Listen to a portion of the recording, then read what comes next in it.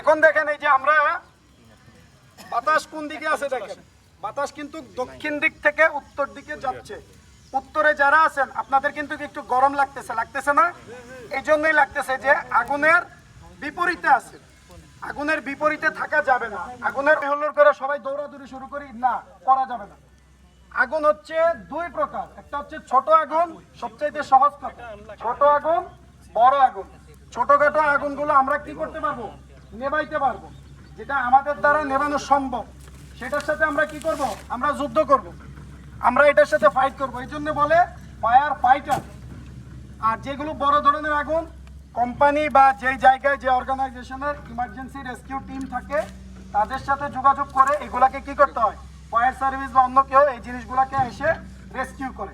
তো ছোটখাটো যে আগুনগুলো আমাদের থাকবে আমরা এই জিনিসগুলোকে নেভাইতে পারবো কিভাবে? ফায়ার এক্সটিংগুইশারের দ্বারা।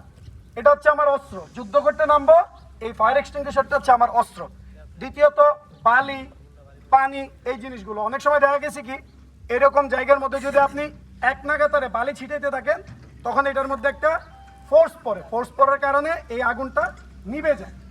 আবার হয় কি এই সমস্ত ফায়ার এক্সটিংগুইশারের যে ফোর্সটা আছে, কেমিক্যাল আছে, এই জিনিসগুলোর মাধ্যমে আমরা কি করতে পারি? আগুনটাকে নেভাইতে পারি। দেখতে পাচ্ছি সবাই? এই যে ফায়ার এক্সটিংগুইশার, ফায়ার এক্সটিংগুইশারে দেখেন এই ফায়ার এক্সটিংগুইশারে একটা মিটার আছে।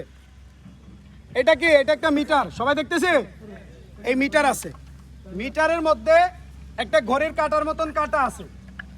এই কাঁটাটা দেখবেন যদি সবুজ কালারে থাকে, সবুজ ঘরে থাকে, সবুজ রঙের যে ঘরটা আছে এই ঘরে থাকে, তাহলে এই ফায়ার এক্সটিংগুইশারটা ভালো। এটা যে ভালো আমি এটা বুঝতে পারবো। এখন আমি যুদ্ধে নামছি, আমার অস্ত্র যদি ভালো না থাকে তাহলে তো আমি যুদ্ধে যেতে পারবো না, হেরে যাবো নাকি? তো তাইলে ঘড়ির কাঁটাটা যদি সবুজ ঘরে থাকে এটা হচ্ছে ভালো নাকি? তারপরে আমি এটাকে হাতে নেব। হাতে নেওয়ার পর যে আগুনটা লেগে আছে আগুনের বিপরীতে যাব না, অনুকূলে থাকবো। অনুকূলে থাকার পরে আমি ফায়ার এক্সটিংগুইশারটা নিয়ে কি করব? একটা এইম করব। এটা যে হোস পাইপ আছে, তো তার আগে আমাকে কি করতে হবে? এখানে কি কি অবস্ট্রাগল আছে, কি কি বাধা আছে এই জায়গাটার মধ্যে, এই জিনিসগুলোকে আগে জানতে হবে। প্রথমত এখানে একটা সেফটি সিল আছে, এই যে দেখেন একটা পিন, পিনের মধ্যে একটা সেফটি সিল আছে। ফায়ার এক্সটিংগুইশার ব্যবহার করার আগে সেফটি সিলটাকে খুলে নিতে হবে। সেফটি সিলটাকে আমি ছিঁড়লাম, এই যে ছিঁড়লাম। সিলটা বেসিক্যালি এই পাশে থাকে। সিলটাকে আমি ছেড়ার পরে পিনটা ফ্রি হয়ে গেছে। তখন আমি কি করব? পিনটাকে খুলবো। এটা হচ্ছে পিন, পিনটাকে আমি খুলে নিলাম।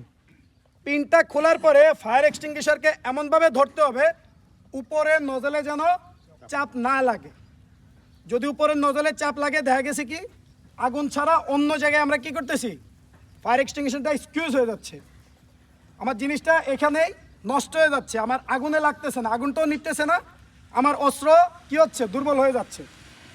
তখন আমি এটাকে যে ফায়ার হোসটা থাকে, এটা হচ্ছে ফায়ার হোস, হোস পাইপ, এই হোসটাকে আমি ছোটাবো। ছোটায় ডান হাতে নিব, আগুন থেকে আনুমানিক, ছোটোখাটো আগুন থেকে আনুমানিক 1 মিটার দূরত্ব নেব। নিয়ে আমি এমনভাবে দাঁড়াতে হবে যেন আমার একটা সেন্টার অফ গ্র্যাভিটি আমার সামনের পায়ের মধ্যে থাকে।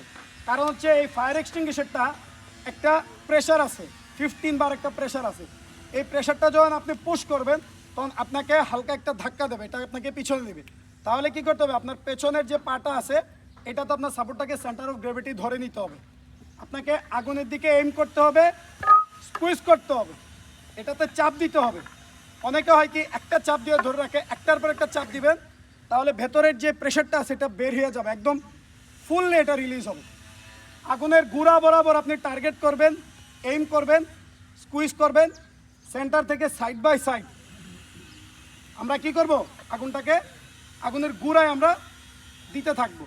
তাইলে আমরা 5টা জিনিস পেলাম। PASS, pull the pin, aim the fire, squeeze the bulb or nozzle, sweep side to side. বুঝাইতে পারছি? সহজ কথায় হাতে নেন, পিন খুলেন, এইম করেন, প্রেসার দেন, ডানে বামে ঘুরান, তাহলে কি করতেছে? আগুন নিভে যাচ্ছে। তাহলে আমরা কি শুরু করব? সবাই বুঝছেন? তাহলে আমি শুরু করি নাকি?